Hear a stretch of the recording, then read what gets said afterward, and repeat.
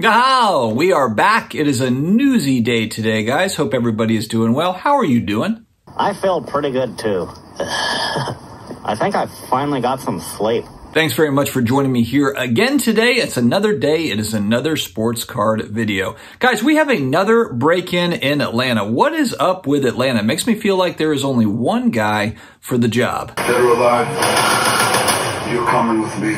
As we reported a couple of weeks ago, BT Collectibles in Woodstock, Georgia, outside of Atlanta, got nailed with a smash and grab, and it looks like a very similar incident happened at Dave's Sports Cards in Roswell, Georgia. Took less than a minute, just like in Woodstock. A guy smash and grabs in less than a minute about $60,000 in merchandise out of Dave's Sports Cards. That's just wild to me. Less than a minute. I mean, and it seemed like it said suspect singular. This was reported by Sports Collectors Daily. Suspect singular. So this isn't like 3 or 4 people running through there, grabbing everything, running out. This looks to be one person, and it looks to probably be the same person, I'm guessing. It's a serial burglar out in the Atlanta area. Will this guy show his face at the Culture Collision show? Wouldn't that be an interesting twist if they got him at the Culture Collision show? You all right, man? I think so. How about now?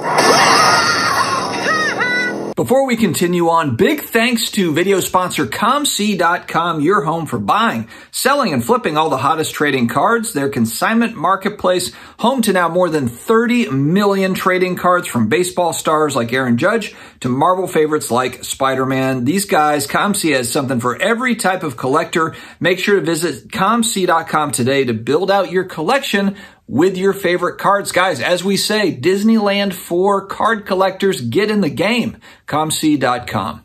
A record price for a very rare Michael Jordan card. It is the 97-98 Upper Deck Game used jersey card, autographed. It's one of only 23 copies. It's a pretty unbelievable card if I don't say so myself. The jersey is from the 1992 All-Star Game, which was also the same year that the Dream Team demolished the rest of the world in the Olympics. And this, going back, is one of those first kind of Upper Deck memorabilia jersey auto style cards. In 1997, that was really a new thing, really a brand new thing. That was really a year into them doing it. They did it with football cards first. I believe it's 1996, the Upper Deck patch card that I've got, Marshall Faulk, and it actually says on the back that it is the first ever memorabilia card from Upper Deck. So the card definitely has some history to it. It's sold recently on PWCC for $840,000. It's a BGS 8.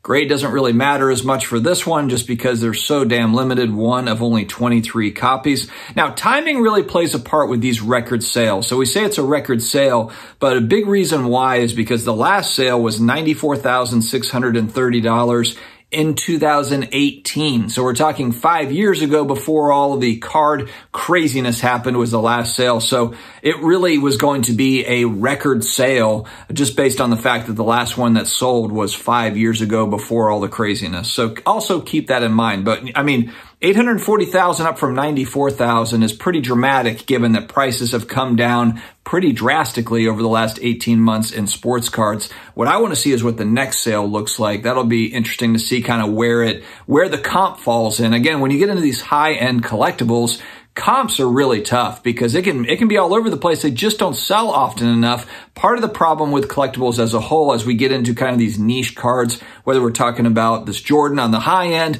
or we're even talking about mid-level cards that are fairly scarce depending on the athlete or depending on the brand or whatever it's tied to. If it's culture cards, non-sports, there is an absolute ton of nuance in collectibles, and it keeps on becoming even more nuanced. So buckle up. Last but certainly not least, I caught a post from SashaT, and he is still buying, and looks to be buying and selling cards. I know a lot of people kind of push back as, hey, this is one of those dudes, one of these vloggers, doesn't make any content anymore, at least on YouTube. I think that he also had a podcast that he was doing. I don't know if he's actually still doing that or not, where he was interviewing folks. I actually really enjoyed that. So I don't know if that's done or if it's just on hold or break, or maybe I'm just missing the episodes as they come out. But either way, SashaT's still in the game, and his most recent post that I saw, raw vintage cards. So these vintage folks that are like, these young whippersnappers, all they care about is the modern stuff, the modern basketball and this and that, or the Kobe's or whatever. Well, SashaT is also dabbling into vintage cards. So I assume he's got those raw cards to then grade, resell, or whatever. So he's still in the game, but he's definitely kind of morphed what he was into before, where it was really more focused on modern, ultra modern. I'm seeing more and more of the vintage stuff. So I don't know if vintage collectors would be happy about that or not, but it does show that he has adapted and continues on. Guys, let me know your thoughts in the comments on these news stories. Make sure to stay healthy, stay awesome, and I will talk to you again later.